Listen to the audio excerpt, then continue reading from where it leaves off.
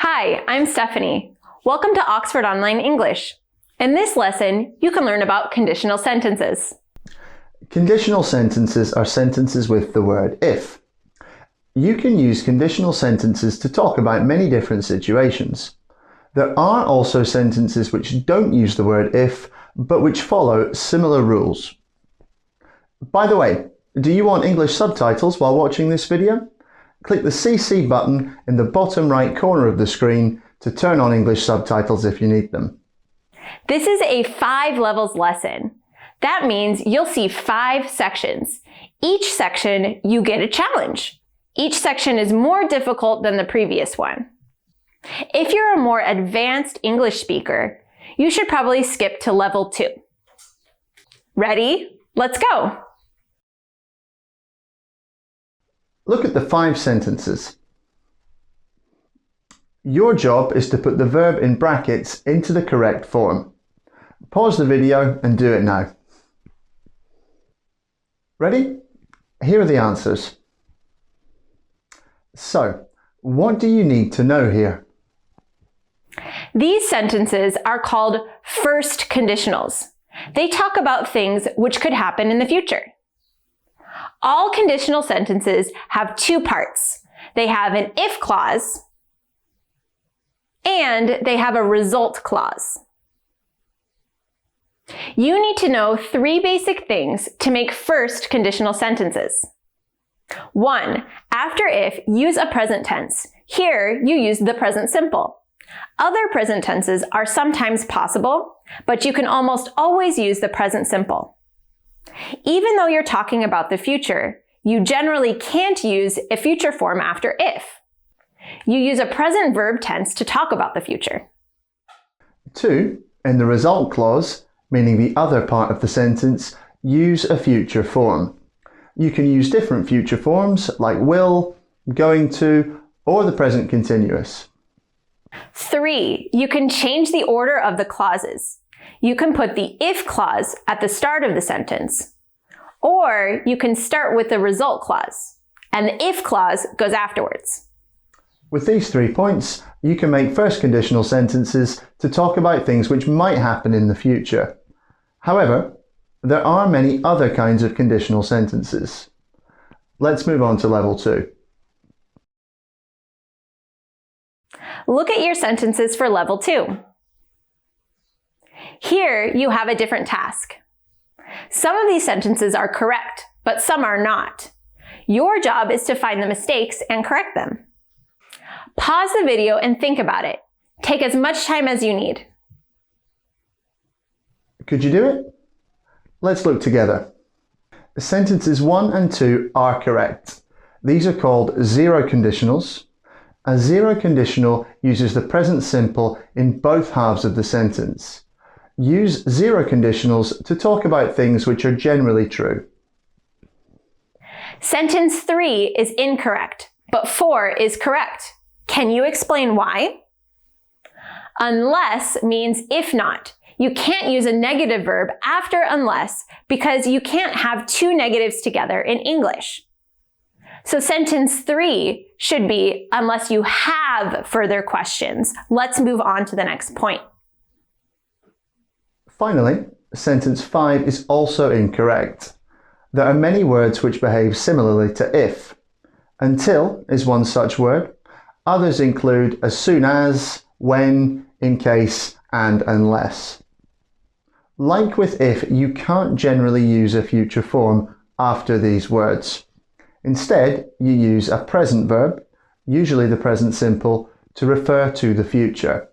So, sentence 5 should be, I can't do any work until my computer is fixed. Did you get everything right? If so, great. If not, don't worry. Remember that you can always review a section if you need to.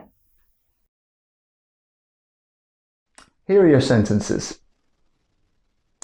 This time you have to put both verbs into the correct form. Here's a tip. Not all the sentences follow the same pattern. Think carefully.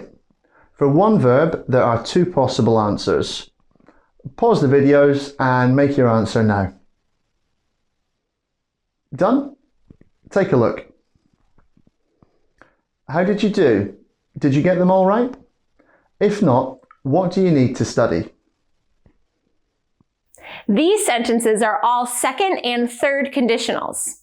Second and third conditionals are unreal conditionals. That means you use them to talk about imaginary situations, situations that didn't really happen or won't happen. For example, look at sentence 2. If I were president, I'd send everyone a cake on their birthday. But I'm not president, and I'm not going to be. It's an unreal, imaginary situation, so no cake for you. You use second conditionals to talk about unreal situations in the present or future. You use third conditionals to talk about unreal situations in the past. Look at the 5 sentences again. Which ones are second conditionals and which are third conditionals? 1, 2, and 4 are second conditionals. They refer to the present or future. 3 and 5 refer to the past, so they're third conditionals. If you find this difficult, start by reviewing second conditional sentences. Also, study the difference between real and unreal conditionals. Many languages don't make a difference between real and unreal situations like English does. If your language doesn't do this, then you'll need to pay extra attention to these unreal sentences when you're speaking English. When you feel that you understand second conditionals well, then learn and practice third conditionals. So, is that it? Have we seen all the possible types of conditional sentences? Not quite yet. In level 4, let's do something a little different. Look at the sentences to begin. You have 2 jobs here. 1, are both verb forms possible? If not, which one is right? 2, if both are possible, is there any difference in meaning? If so, what? Pause the video now. You know what to do. Okay, before we look at the answers, here's a clue. There's only one sentence where both verb forms are possible. If that's news to you, then feel free to pause and take more time to think about it. Ready now? Let's check. Like in level 3, all these sentences are unreal conditionals. They're talking about things which didn't happen or won't happen in reality.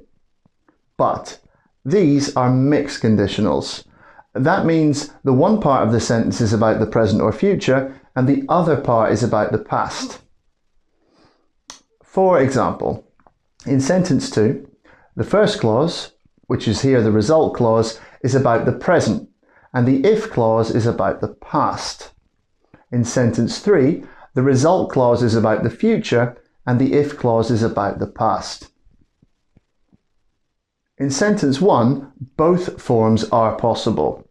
Sentence 1 can also be a third conditional referring to the past.